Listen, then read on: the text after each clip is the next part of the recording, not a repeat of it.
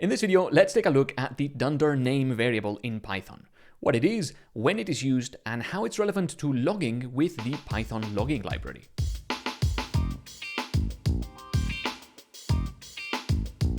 Hi, I'm Jose with Teclado. I'm working on a brand new FastAPI course available at teclado.com, and a few weeks ago I posted a video on Python loggers, handlers, and formatters from the Python logging system, and you guys liked it. So here is the next video on that course, which talks about the dunder name variable and how it's relevant to the logging system in Python. So the dunder name variable in Python is a special variable, and its value is either a string containing the text dunder main, or its value is the import path to the file that you're calling the name, that you're using the name variable in. And I know that's a bit confusing, but I will give you a few examples as we go through this video. So if you run the file as a script, then dunder name is the string dunder main. Otherwise, it's the import path. So let's look at some examples, because I know that all of that I've just said is incredibly difficult to understand on its own. So you've got this file, app.py, and inside app.py, you've just got one line of code, print dunder name. Then you're going to run python app.py. This is the command that you run in the console. The $ in front of any of these just means run this command on the console. This is the convention. That's what the $ means. So you run python app.py in the console, that runs the code above, prints the dunder name variable, and you get dunder main out. So therefore, dunder main is what was contained in dunder name. So that's what happens when you run a file as a script. Running a file as a script just means doing Python and then the file name. That's what the term run as script means. In a more complicated application, such as this one that has two files, you've got app.py, and then inside a store API folder, you've got test.py. Then you do import store API.test at the top. Then when you run python app.py, so in app.py, you've got import store API.test, and then you print dunder name. Then inside test.py, you've got print dunder name. So the first thing that you would do when you run python app.py is app.py would be running as a script. But store API/test.py is not running as a script. That's an imported file. So that's the key differentiator between the two. So what would happen when you run app.py? Well, first, you import store API.test.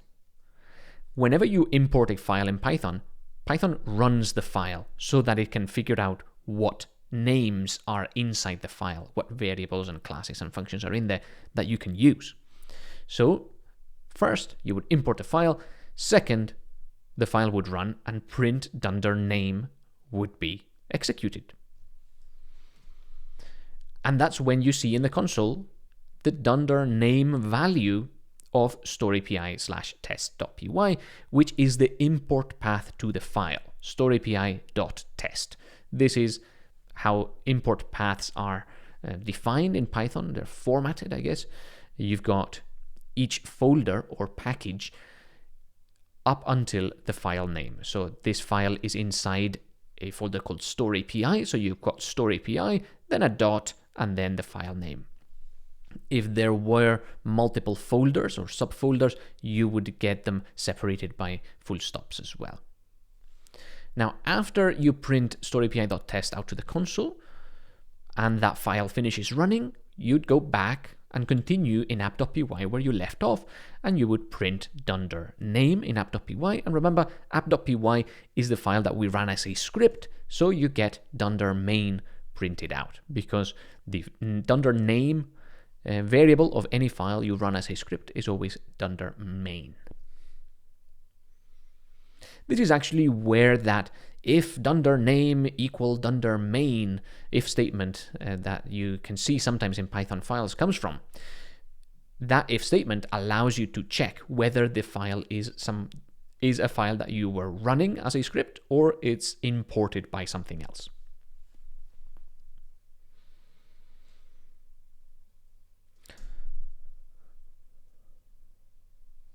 Now let's say that we've got this project structure. You've got your project folder, then inside it you've got story.py, a folder.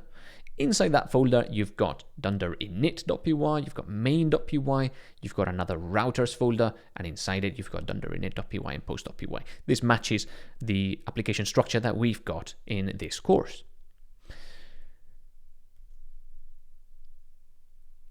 When you run the Fast API application and you are inside the project folder, you do like uvicorn storypi.main:\app, just as we've been doing throughout this entire course, then all of the files inside this project are story.py dot something. So in main.py, the name is story.py.main. In post, it's story.py.routers.post. This is what I meant earlier when I said if you've got multiple subfolders, they're always separated by full stops or dots. So you can see that within our project, everything starts with story.py.something. And that is the key. Because now we get into logger inheritance.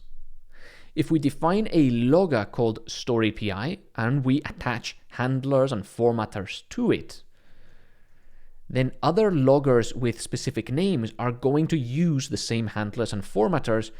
And which names? I think you can probably guess. story.py.routers.post is going to try to use the handlers and formatters associated with story.py.routers.post. And if there aren't any, it's going to use the handlers and formatters associated with story.py.routers.post. Once it has used those handlers, it will then pass the message to story.py.routers, and it will use story.py.routers handlers and formatters. And then it will pass the message to story.py, and it will use story.py's handlers and formatters. So if we don't configure story.py.routers.post, and if we don't configure story.py.routers, all that's left is story.py.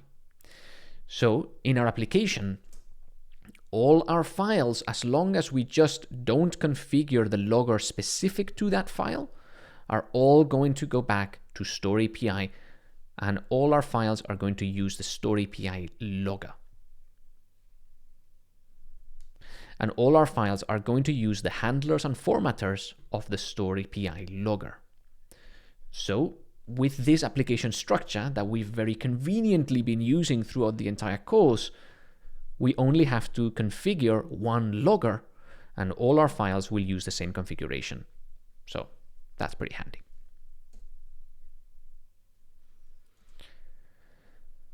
So again, just as it does in the import path for Python, where you've got the dot separating folders and files, the dot in logger names separates inheritance levels.